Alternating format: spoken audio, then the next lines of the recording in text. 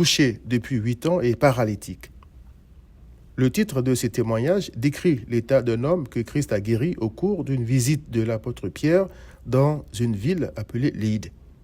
Cet homme avait peut-être eu l'usage de ses membres à un moment donné et s'en était réjoui, tout comme Adam et Ève avaient goûté au bonheur de l'intégrité, Genèse 2, verset 25, avant d'être maudits et paralysés, entre guillemets, par le péché, c'est-à-dire incapables d'être purs comme Dieu est pur. Être couché comme ça et vivre pendant 8 ans entièrement dépendant des autres devait être pénible pour cet homme, car tout homme aime se glorifier.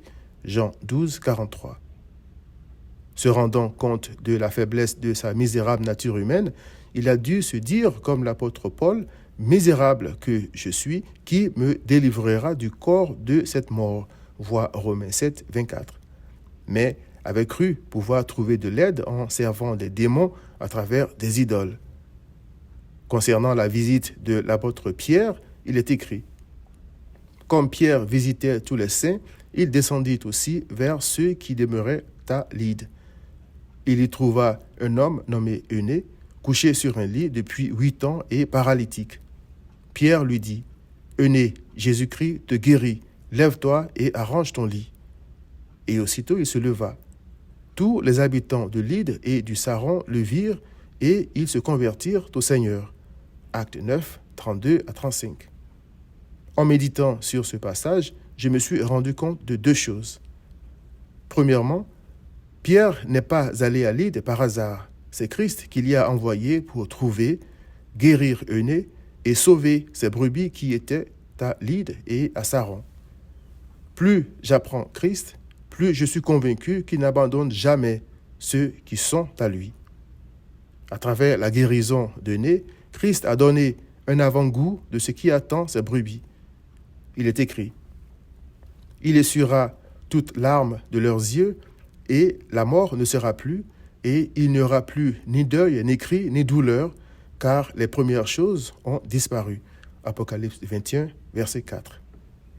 Deuxièmement, je me suis rendu compte qu'après avoir entendu la bonne nouvelle et vu la bonté, la miséricorde et la puissance de Christ, les habitants de Lyde et du Saron se sont aperçus de l'inutilité de leurs idoles et se sont jetés aux pieds de Christ.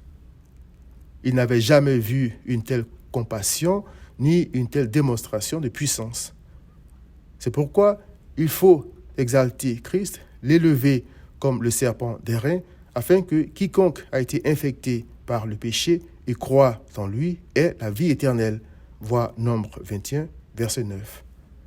Nous sommes tous infectés. Il est écrit. Ils se sont tous égarés, ils se sont tous ensemble rendus inutiles.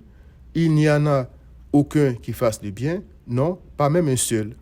Romains 3, verset 12. À sa propre question, misérable que je suis, qui me délivrera du corps de cette mort, Romains 7, 24, l'apôtre Paul, qui se lamentait parce que le pouvoir du péché l'empêchait de faire le bien qu'il voulait faire, a répondu « Grâce soit rendue à Dieu par Jésus-Christ, notre Seigneur. » Verset 25. Cher ami, c'est lui, c'est-à-dire Christ, que Dieu a envoyé pour libérer du pouvoir et des conséquences du péché tous ceux qui croient. Viens donc à Christ.